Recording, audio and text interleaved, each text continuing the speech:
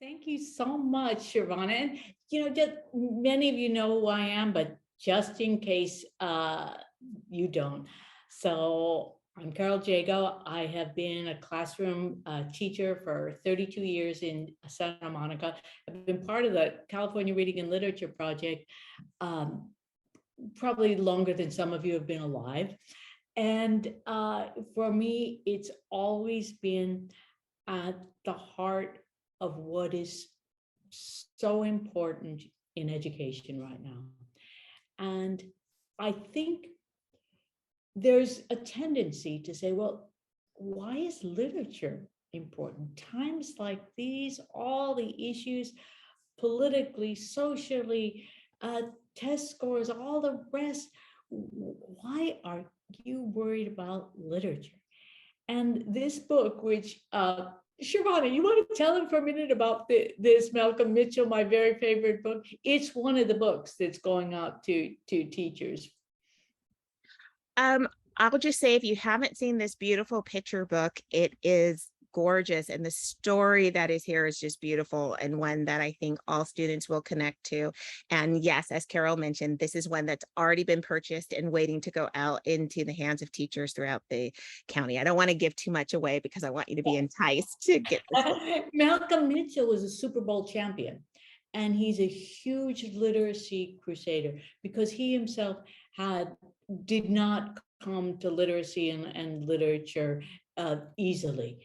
And this is both autobiographical but fictionalized too, about a little boy who finds his very favorite book in the whole wide world, which is a story he wrote about his own world.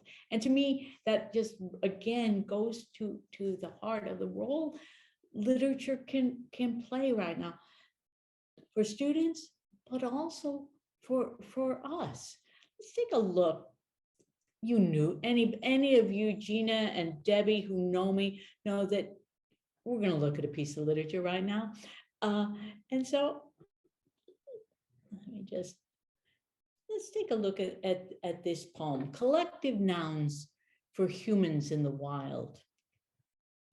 A group of grandmothers is a tapestry. A group of toddlers, a jubilance. See also a bewailing. A group of librarians is an enlightenment. A group of visual artists is a bioluminescence. A group of short story writers is a Flannery. A group of musicians, a band. A resplendence of poets, a beacon of scientists, a raft of social workers. A group of first responders is a valiance. A group of peaceful protesters is a dream. A group of special education teachers is a transcendence. A group of neonatal ICU nurses is a divinity. A group of hospice workers, a grace. Humans in the wild, gathered and feeling good, previously in exhalation. Now, a target of a concert goers, a target of moviegoers, a target of dancers. A group of school children is a target. Just, could you take a minute and read this poem again to yourself?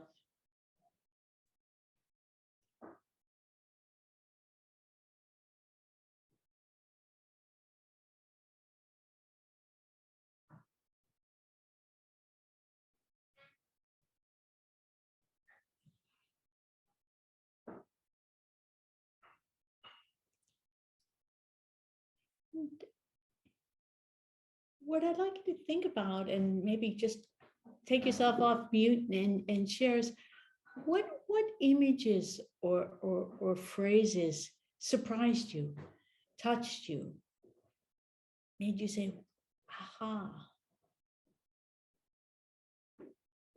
Debbie, I'm a teacher. I call on people cold call. I know I shouldn't. Debbie, what struck you? Oh my goodness. Everything. That middle section, a group of first responders, a valiance, a dream, special education teachers, transcendence. the beautiful metaphorical language, right? The comparison without, it's just beautiful. Gina, what do you? Office workers at Grace, that is, Oh, I know. Gina, you've got your thumb up. What? The same section, but what really struck me was a group of special education teachers is a transcendence. Just because I work in the special ed department at Cal State, but then the ending was just like a clincher. Yeah, A group yeah, it of takes your school breath away. Yes. Now, and Yes. see, part of what my argument here is, because any presentation is really an argument, is that contemporary literature speaks to us in particular ways. There are a lot of references here that might not mean as much to someone 10 years from now. Let's hope school shootings are a thing of the past 10 years from now.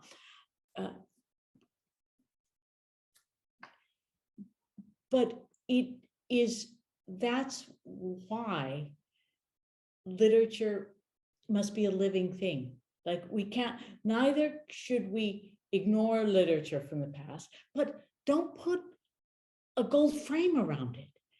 Literature continues to be created. I also love this poem because it's an occasion for an English teacher to teach about collective nouns. And so why not? Why not help students think about that for themselves? Now, all of this is important because there really is an urgency. Students are reading less than in a previous generation. And what breaks my heart is that they're enjoying reading less. But what I think we need to remember, particularly with what's happening now as a result of NAEP scores and other indicators, is that nobody reads to practice their reading skills. Nobody. That's not why you read. You read because you are ravenous for what's on the page, for the information you need, for the story you're hungry for a poem that will take your mind somewhere else. And this is what this impetus, I think we need to convey this to teachers around the country so that they can have more hope. And I'm sure everybody on this call saw the recent NAEP results. For my sins, I sat on the National Assessment Governing Board. So I have a real kind of understanding of what is being measured here. First of all, they had a remarkable opportunity. Long-term trend is different from regular NAEP, National Assessment for Educational Progress. Those reading assessments that are mandated by the federal government every 2 years in reading and mathematics. Long-term trend is something else. It's not linked to grades like NAEP 4, 8, and 12. It's age-based. So these are 9-year-olds. They assess 9-year-old, 13-year-old, and 17-year-olds. And they've done this for a very long time. So you've got decades worth of data. The psychometricians in the world, or in this country, I should say, would, I think, assassinate anyone who destroyed trend, who no longer allowed this. But I want you to know that the items on long-term trend on this assessment are very, very basic. They are the same items that were asked 30 years ago. These are not the more interesting, innovative, critical thinking items that NAEP reading tries to measure. So I say that to you, not to discount what the findings were. As I said, they had this unique opportunity that they just given long-term trend assessment to 9 and 13-year-olds right before everybody went out of school, before the pandemic, and then they gave it when everybody came back. And the results are pretty shocking. Worse in math than they are in reading, if we can take any uh, refuge in that. But I think that it's pretty obvious that math is even more school-based than reading. And these were 9-year-olds, many of whom already knew how to read. And so it's different than math, when if nobody taught you how to divide fractions, you don't know how to divide fractions. And I'm not saying that we don't need to take these numbers to heart, but I also think that it's important not to let teachers become disheartened by this kind of number. In fact, for me, I'm more worried about what, Scholastic does a survey of children's attitudes toward reading. And in their last survey, what they found is that kids 5, 6, 7, they love to read. They have favorite authors, Dogman, Captain Underpants. They know what they like. And then you hit 9 years old, and kids' attitude toward reading plummets. So that's why they call the survey Decline by 9. And I think that as teachers, we need to look in the mirror and say, wow, is there something that we're doing that it actually making students not like reading anymore? This cartoon, little girl talking to her teacher, I've paraphrased, summarized, outlined, compared, contrasted, and inferred. Can I just read now? And I hold that very close to my heart, because in some ways, I feel guilty for bringing so many reading strategies into the curriculum, into teachers' practice, because to me, it made sense. Let's show reluctant readers, students who are struggling, how to do what avid readers do naturally. Just be more transparent about what good readers do. And that was 15 years ago. So, but if it had been that simple, we wouldn't be where we are today, even without the pandemic. So what happened? I think too many strategies and not enough reading.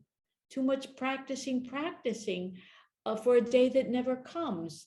And as a result, students don't build that confidence that comes with competence. But how are you going to acquire that competence? It strikes me that as we focus on what students should know and be able to do, that mantra from the standards movement, which, I believe standards are a good thing. They brought us coherence, consistency, and transparency to our work. But in our careful focus on reading literature standard number 27G, we sometimes lose sight of what it is we want students to be: readers and writers, children who actually do this. I promise you that the kids who in March of 2020 were already avid readers, nose in a book all the time, their reading skills did not decrease. They were doing it all the time. What I believe has happened is that children's reading muscles have atrophied. It's not that they forgot how to read, but they got out of the habit. And as a result, they stopped building background knowledge. They stopped acquiring more vocabulary. The students with the largest vocabularies are not the kids with the most flashcards. They're the students who read and read widely. And so to me, part of our mission needs to be, how do we make that possible? How do we encourage that in our classrooms, just like reading in the wild, whatever they want almost, but also always with a teacher who's helping to suggest more, suggest wider. I don't even want to say always suggest harder, but just to keep students from getting stuck. Comments, questions, what are y'all thinking? Just unmute yourself. You don't even need to raise your hand. We're all friends here. Carol, oh, I can't see myself, so, I can see you. okay. Thank you for this reminder. This is, I mean, it almost gives me goosebumps that I need to be reminded that reading for fun, for enjoyment, to get lost in the book is the reason why we work so hard with the teachers and the students so that they get to that point. And then I think it's an important reminder at every time, but especially now with the sense of urgency that we have around what was not accomplished or what was lost during the pandemic, and the inequities that we saw in terms of access and opportunities for students to maintain, not forget grow, to maintain. So it is a good tension to have that we cannot lose sight of this purpose, even in the context of the conversation about accelerating learning for students. And I loved how you said, like, it's reading for pleasure, intellectual, like it's not like eating candy. It is one's reading to feed your mind. Gina. Your analogy to atrophied muscles actually gives me hope, because if you have something that's atrophied, you can work it and you can make it stronger. So that analogy just gave me a little bit of hopefulness that we can change this, we can do better, and we can make reading pleasurable. I think it also relates to rekindling a desire to read in students, because if they're doing what they want, they'll do 10 times more than just doing it because I said so. You know, I taught teenagers forever, so I learned the hard way. Now there is kind of an elephant in the room, and that elephant has to do with screen time and the students' addiction to social media and TikTok and the rest. Common Sense Census is a survey that I very much trust. I've been following them for years. They do this survey every 2 years of teen media use. And what they found in the latest survey is that screen time went up 17% since the pandemic. Now you might be saying to yourself, well, of course, kids were on there, everything was Zoom. That's how school was. No. This is entertainment. This doesn't count school. This doesn't count your homework, doesn't count on your Chromebook in school. And what is almost unbelievable. So first of all, they divided it into teens and tweens. Tweens are 8 to 12, and then teens are 13 to 18. Tweens aren't even legally supposed to be on social media, but they are. And you look at these times, and I really recommend, this PowerPoint, Shirani, you can send it to everybody. What's mine is yours. And I really think that it's a valuable infographic to invite teachers to look at, because you begin to wonder, how do Latino boys even have 10 hours and 2 minutes to spend? How are there 10 hours and 2 minutes to spend? Yes, you have a question. Oh, actually, I didn't have a question. I just wanted to comment that when you were talking earlier, it really reminded me of the top part of Scheffelbein's framework, which is all about motivation, right? And relevancy and purpose and meaning. And I can know my own teenage sons spent a lot more time on their screens for entertainment, and they justified it as connection. They were connecting with their peers. And it hasn't gone back down, even though they are able to connect with their peers, because they are so rewarded by those social media apps that it's really hard to get them off. And reading is extremely rewarding, but maybe more challenging to do. I think you put your finger on it, that the apps that our young people are engaging with are designed to addict them. And so what do we do about this? You know, again, Gina's comment about how can we have hope? I think we need to show this infographic to students and ask students, okay, let's do an experiment. Let's everybody for 24 hours keep track of your own screen time.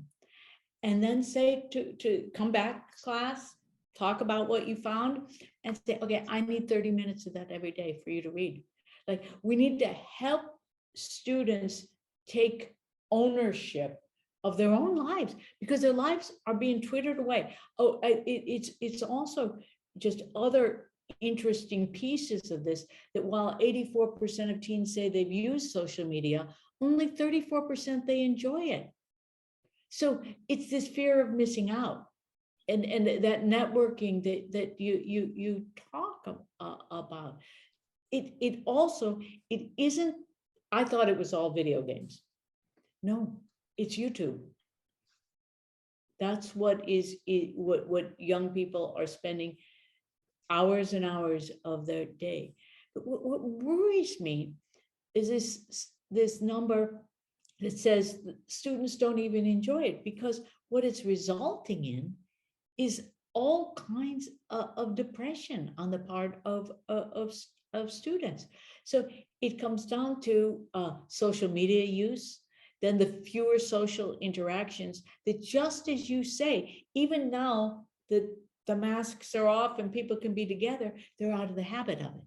Students are only used to texting one another, and the phone is always there in everybody's life, in every interaction. So it's as though there's another person in the room, even though you're having an interaction. Also, and I think that this is contributing to, don't worry, I'm going to get to good news. It's just, get through the bad stuff. But this idea of the bombardment of stressful world news. Ira Glass from This American Life calls it apocalypse creep. Climate change, Florida's going to be underwater, politics. There's just so much going on. So what can we do? I say books. Rekindling this desire to read. Okwege Emezi, she's a Nigerian American writer who, I should say has written 2 books, particularly for a young adult audience. She's written adult books too, brilliant.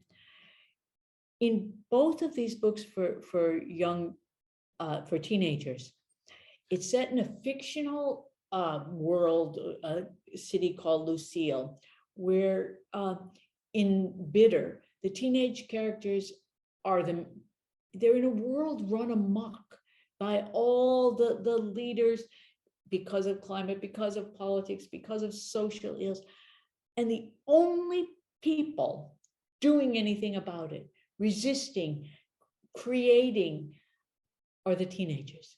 And so stories like this, like they show students, show readers that they have agency, that resourcefulness matters, that imagination, strength, camaraderie. These kids are such friends, and their commitment to creating a better world, it gives hope. I can't recommend it enough. Another book that actually won this year's Newbery Medal is The Last Cuentista by Dana Barbara Higuera, and it's science fiction. So again, the world's wrecked, and so there are a few spaceships that are going to head out to another galaxy. Petra Pena, our main character, has grown up, all she wants to be is a storyteller, like her abuelita. She gets to be on this spaceship going to another universe because her parents are both scientists. In the course of their journey, bad guys, and of course they're put to sleep, and they're supposed to be programmed to teach them all kinds of things, but bad guys get into this programming, and for everybody but Petra, their memory of what it means to be human, of Earth, of stories is erased. And so the story revolves around her ability and the ability of stories to create the world. So what I'd like you to do right now is to think about a story or stories that you would want to preserve for future generations. And just what's one story that you absolutely do not want to get lost? Activating students' reading muscles. What moves, what instructional moves can we make that will make a difference? I think choice. First of all, most kids don't know how to choose a book. So they'll just grab anything to make you go away and say, okay, I'm reading something. So to help develop in them their own proclivities, their own desires, their own favorites. I mean, it's heartbreaking when you talk to a 12-year-old who doesn't have a favorite author. How can that happen? But it's got to be so. I think book talks are one of the most powerful ways that a classroom teacher can help books come alive for students. And they're best when it's students doing the book talking, particularly not just any A student, but surprising students. I'll never forget when my son, when he was 10 years old, had his whole Little League team reading The Hot Zone. Like, this is a really hard book, but he thought it was so gross. It's about the Ebola crisis, and he loved, little boys love that kind of stuff. So booksellers that are kids themselves, we've got to make access easy. And what Sharana was talking about before, book floods, it's if we lose a couple books, that's not the end of the world. But in terms of our curriculum, really to think about how we can make sure that what we value is students reading for the sake of reading. We teachers, classroom teachers, get very caught up in accountability. How can I make sure they did their 10 minutes of reading if they don't keep a reading log? Think about the last time you read a great book, though. Did you say to yourself when you turned the last page, gee, I wish I would have kept a reading log? I don't think so. Nobody wants to keep a reading log. You want to read the next page. So we want to be careful. That's why I say minimizing artificial tasks. Now, just one comment though. I think keeping track of what you're reading, like the book, the title, the date you started it, the date you finished, I think that's really valuable. Wouldn't you love to have a list of the books you read as a 10-year-old? Wouldn't it just be interesting? And now with online, kids save things forever. So I think that kind of a log, but just this, it's not that different from what we used to talk about with great disdain, which is, read this passage and then answer the 10 questions at the end of the story, incomplete sentences, please. Well, in a way, reading logs kind of became the same thing. So what's more important than keeping kids busy, having something to check up on, is to make sure that we're keeping them thinking. Because that really is the ultimate goal here. How to nourish and nurture the development of the human being that's forming, and that we have some responsibility for. to nurture that growth.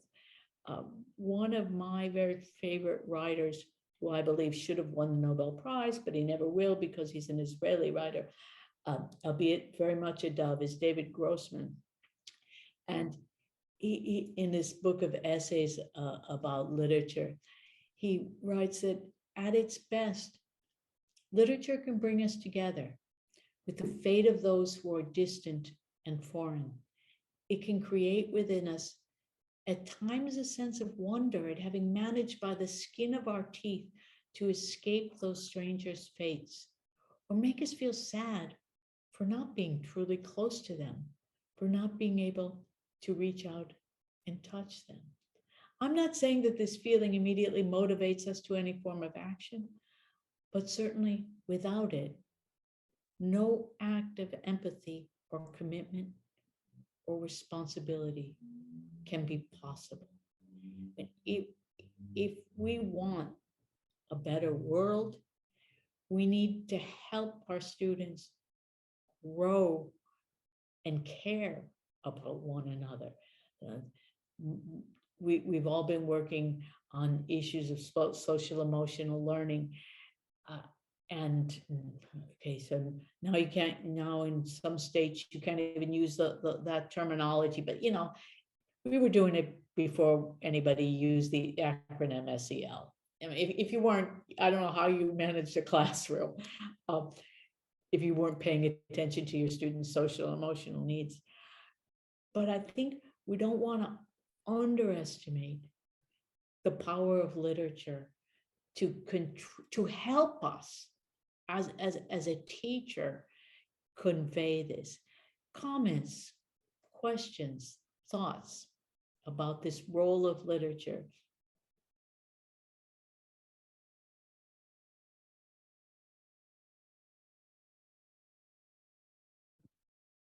I just appreciate the reminder about the power of literature to build empathy.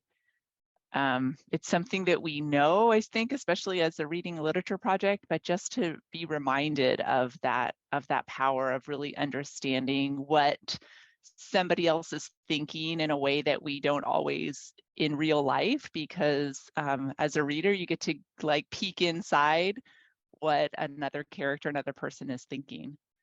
How would we know? I mean, how do you don't get it from a 1,000-word news story, what's actually going on inside the hearts and minds of children in Ukraine right now. We need stories to take us there and to help us care, I think, is the best way. Understanding goes so far, but it's to make us care. And if we don't care, honestly, it's back to the Stone Age for all of us.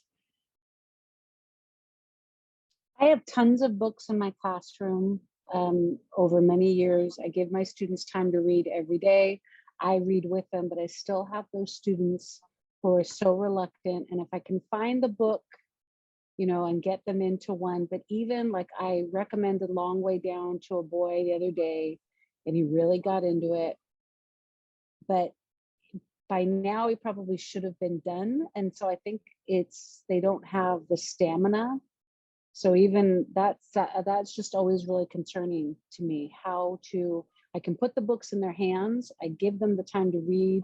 I take them to the library every week. I show them how to use Libby and Overdrive, but there's still those ones, it's so hard to get them into it. You know, it's so interesting that you talk about stamina.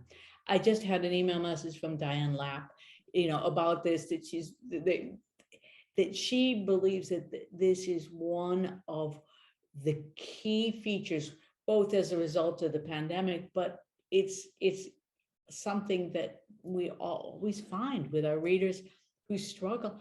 They just can't stay with it. I do believe that the phones have contributed to this. This it's made naturally short attention spans even shorter. I see it in myself when I'm sitting there reading, and then if my phone buzzes, oh, I'm going to check it.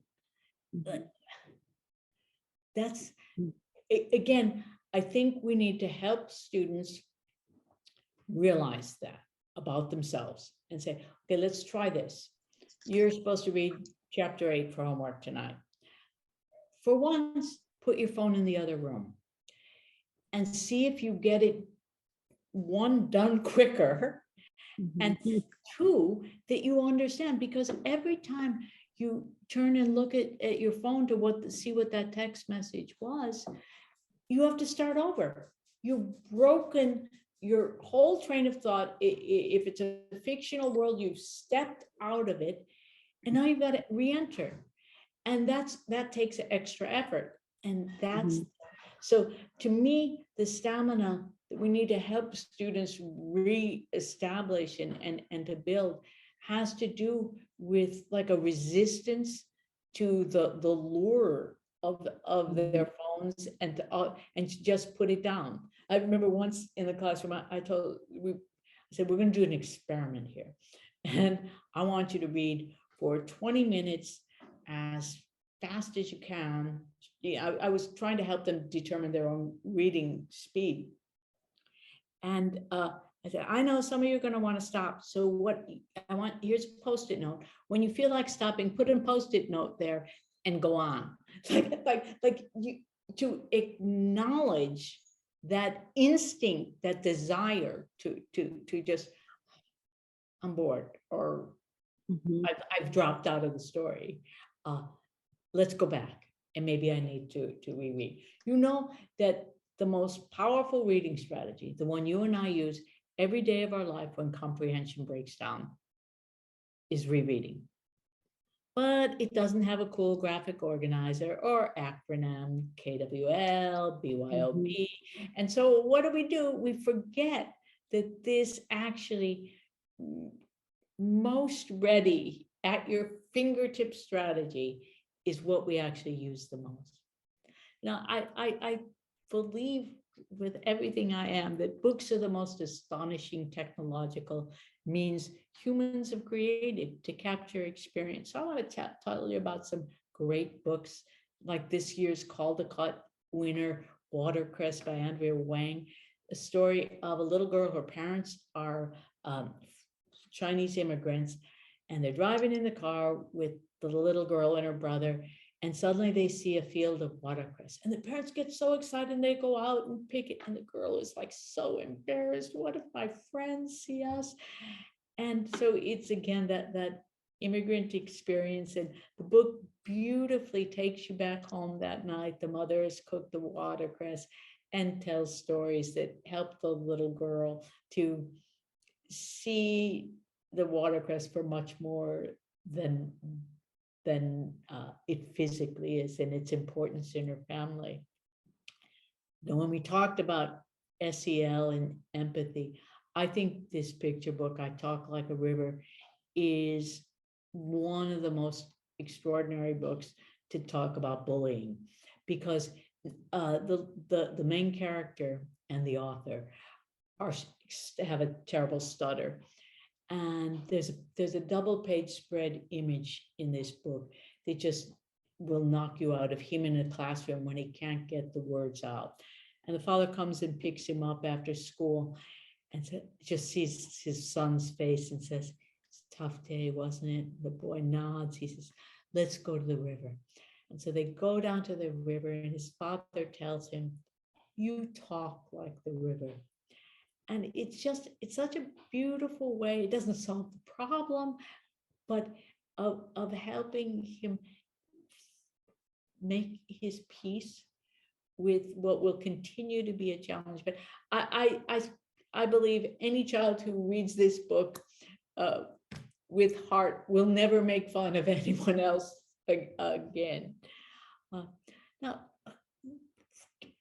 the picture books that are being created right now are just knock your socks off wonderful.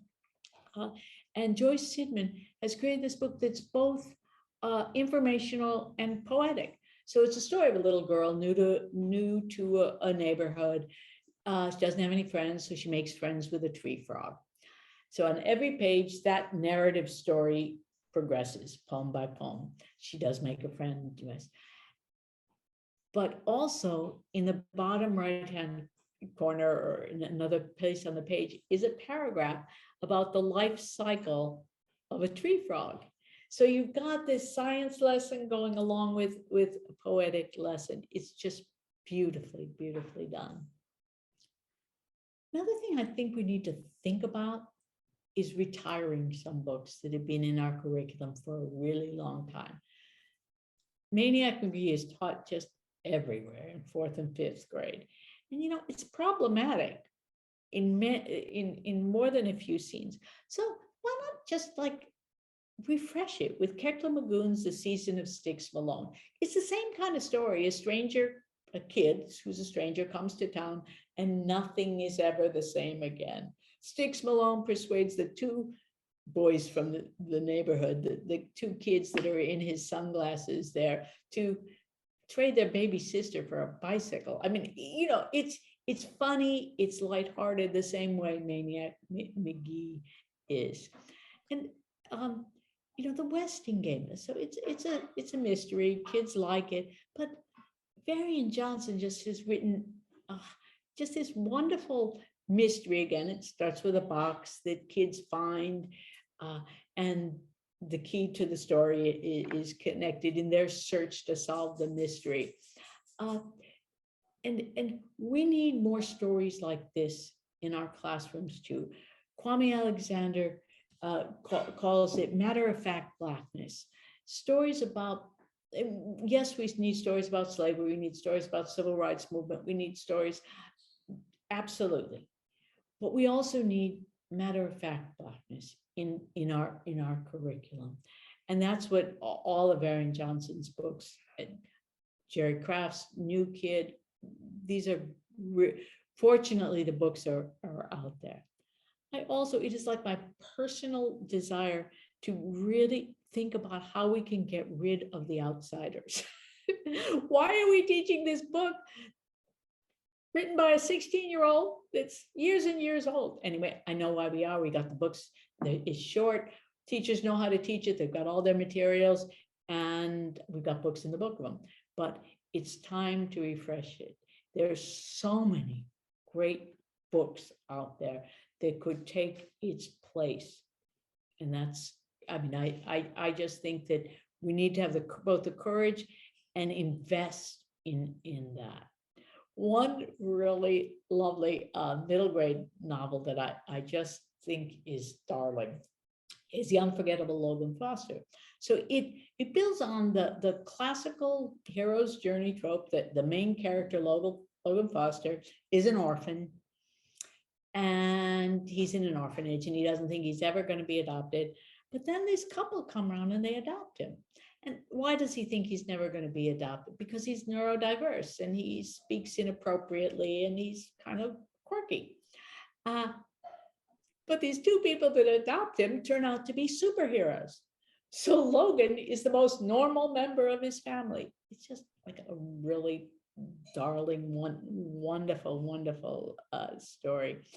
I also love what, so you talked about Long Way Down by Jason Reynolds. He's written a book for younger kids. And what I think is really interesting, again, thinking about struggling readers, reluctant readers, is this use of illustration to support the text. And that also might be an enticing for children who are not yet sold on books. Now, we all know what's happening right now with book challenges. Fortunately, not so much in California, but boy, the rest of the world, country is really reeling. And so it's important to me to talk about this extraordinary writer, Kaysen Callender. Kaysen is from the Virgin Islands. And so their first book, Hurricane Child, is a wonderful book. It won the Stonewall Award. And what I love best about it is that it takes young readers to the Virgin Islands and to see what life is like in the islands and the weather. It takes place, a lot of events in a hurricane. Hurricane Child is good. The second book, they're not related in any way. King and the Dragonflies. This is a great book. It won the National Book Award for young readers. And it's a story of a young boy who's grieving for his brother's death. And he believes that the dragonflies that he sees is his brother returning to visit him. But it's also about his own awakening as gay. But in neither of these books is there 1 second of sex. It's about friendship. It's about love. It's about people being people. Just wonderful, wonderful book.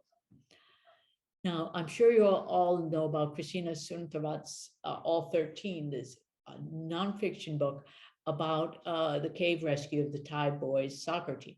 She happened to be visiting relatives in Thailand when this happened, and so it was like fate that she should write about it.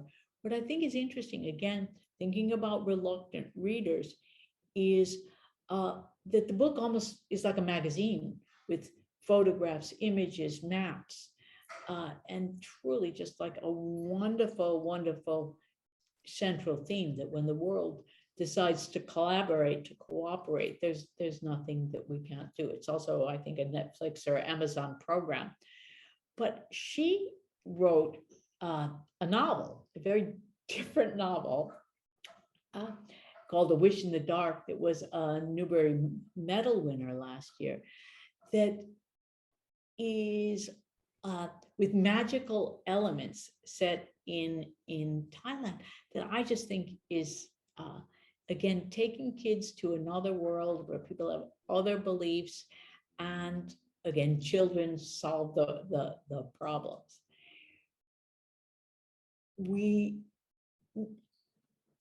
I am not a great advocate of just graphic versions of books that kids should be reading, but there are graphic works that are true works of art. And George Takei, he was Sulu on Star Trek. What you might not know is that at 5 years old, he and his parents and brother were sent to a Japanese internment camp. And this graphic autobiography tells the story of their time in the camps. Incredible history lesson, FDR's Day of Infamy speech, just the detail is extraordinary. And again, the central message, his father must have been an amazing person, because he was determined and absolutely a leader among men. At every camp they went to, he was always kind of the one who was supposed to organize people.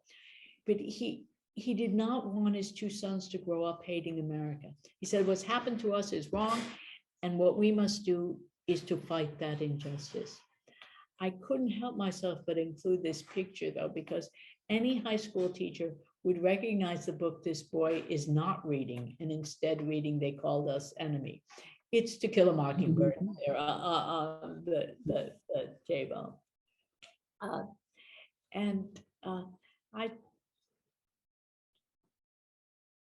So again, how can we bring these books? What moves? What about instilling first page Fridays? So every Friday, a teacher from kindergarten to 12th grade either reads out loud the first page or first paragraph, or puts it on the board, asks kids to write for 3 minutes, and then suddenly everybody wants the book. Like to think about how in 40 weeks, kids have been exposed to 40 new books. We could do this. We could do this. And I just would like to have Clint Smith, the author of the extraordinary book, How the Word Was Passed, close with a poem.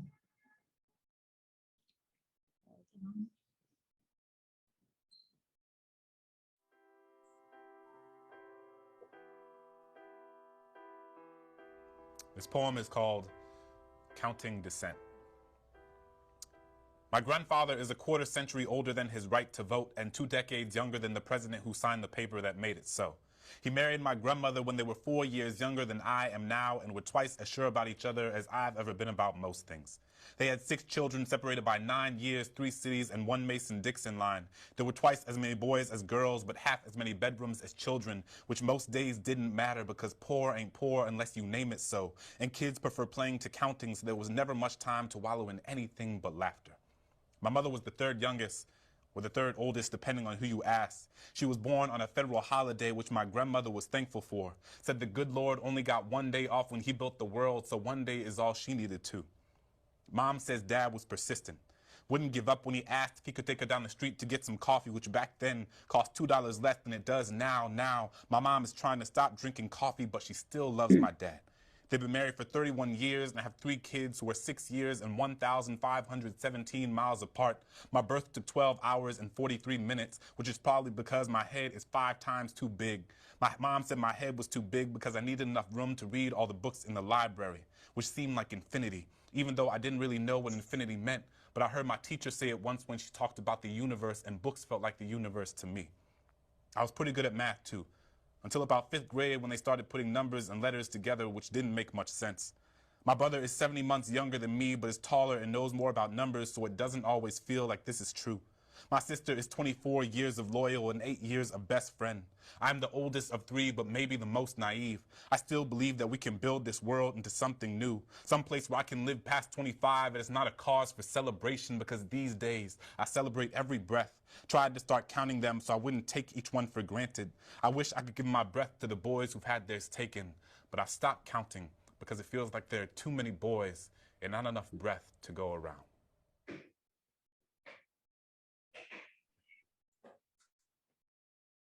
Wow. Thank you, Shervana, for inviting me to be with you all. Thank you for your time here. It's just been really wonderful. Thank you. Thank you so much, Carol, for speaking with us. And we have 2 minutes left, and I'd just like to invite you to visit our page at uclacrlp.org and see all of our exciting upcoming events that we have for the fall. We look forward to seeing you next month on October 12th, where we will have Laura Reinhardt coming and sharing with us about reading strategies, about our English language learners, about our struggling readers, and our students with dyslexia as well. So it's going to be a very meaty and intense session, but it will be valuable.